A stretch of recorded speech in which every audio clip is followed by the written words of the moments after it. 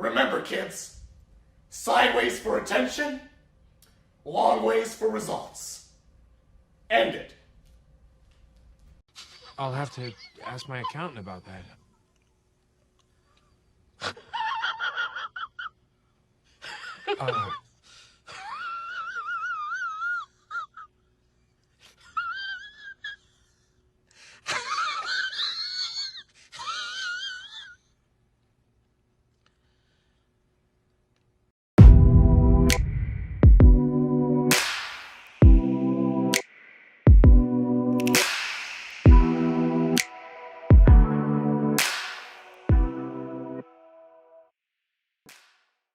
Wow. So Ryan McCaffrey has confirmed what we already knew months before. What's up, guys? Welcome back. So let's just go ahead and get into this. I really don't want to get back into this game. This game is so annoying to talk about at this point because it's so oversaturated in terms of us all talking about it. But again, it is a good example. It's like the most perfect example. As much as I don't want to talk about Halo Infinite, it is the biggest perfect example of why we're here. I hope you guys understand. Microsoft pretty much just told you that we're probably going to be waiting to 2022 for this game to come out. Like, reports are going around saying this. They're getting ready to drop Xbox One support as a whole because they overlooked the various capabilities of the Xbox Series X compared to the Xbox One. Dudes were sitting there complaining that Spider-Man Miles Morales can't be run on a PS4 when everybody with common sense is looking like, okay, yeah, sure, Sony could definitely take away this, that, and the third and strip Miles Morales down to just a bare-bones PS4 game. But here's the thing. That's holding back innovation. That's holding back more of an expansion. That's holding back the jump from next gen. And when they do that, that's why Sony's doing that for PS5. There's a reason why PS5 has PS5-specific titles at launch. They're showing the next gen leap. I don't understand why we're back to this. Dudes we're really trying to damage control and talk about old gen games, current gen games on a new gen system. First of all, and to the people who clearly haven't been gaming long, let me hit you with some knowledge. We have never bought next gen systems to play old gen games. We bought next gen systems to buy and play next gen games. So where are we getting this argument that we have to play current gen games on newer hardware when that was never a selling point to begin with? Nobody cared about it. And you want proof of it? Look at the PlayStation 3. PlayStation 3 had full-fledged back and pat back in the day. Did that really sell the system? No. It just threw a higher price tag on the system that a lot of these dudes didn't want to pay for. If we go back to numerous polls, everybody said they don't really care for back and pat. So again, I don't understand it. But again, dudes want to bring it up. Why? Because it's a talking point in a fanboy war. I get it. But it's really stupid at this point. Now, to get back to where we are now. I said it before. When you have a system with no true system sellers and your biggest selling point is games that have already come out, like you're showing off Gears 5. I hate to break it to you guys who keep trying to act like, oh, this is revolutionary because it's running on Series X.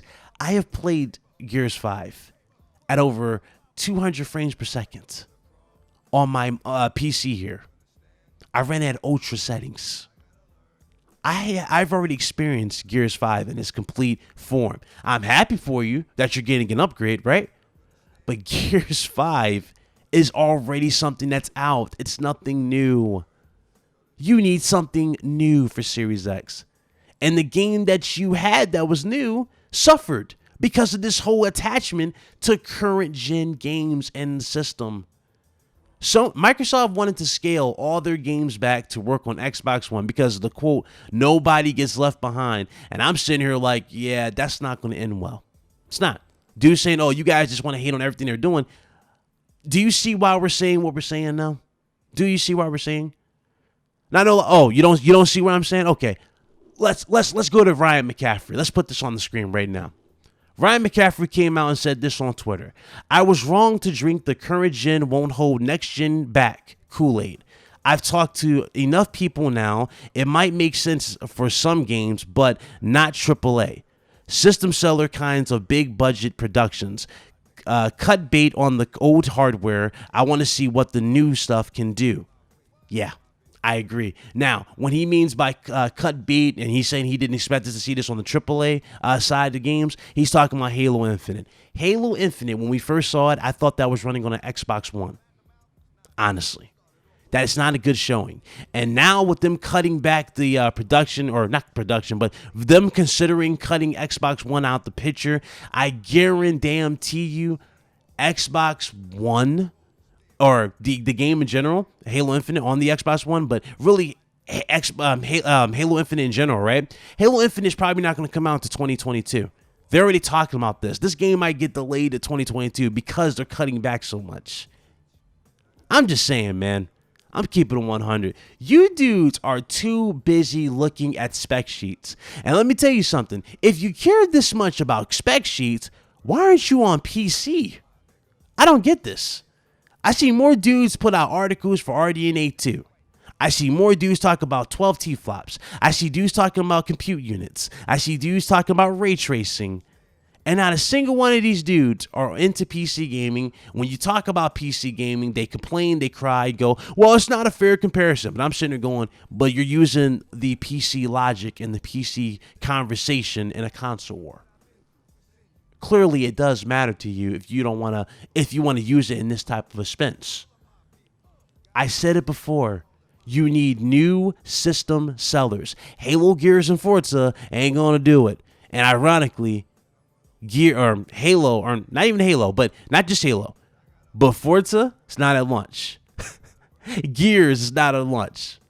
So what does Series X have to sell the system? All the big budget games that are strictly made for Series X are looking like they're coming out in 2022, starting with Halo Infinite, right? And then you got 2023 to 2024 with Hellblade 2 and everything else that was shown, like Avowed.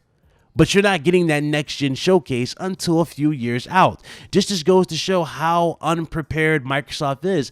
Hell, dudes are already talking about Microsoft's looking to buy some insane deals, but a lot of these developers are not biting. Why do you think these developers are not biting for Microsoft? I'll tell you why. That's going to be the next video. Because a lot of dudes are putting out misinformation for a PS5. And I'm about to correct you. Completely correct you. Because you look very stupid, and it's really funny to me. It's funny to me how hard you dudes try to put a false narrative out there.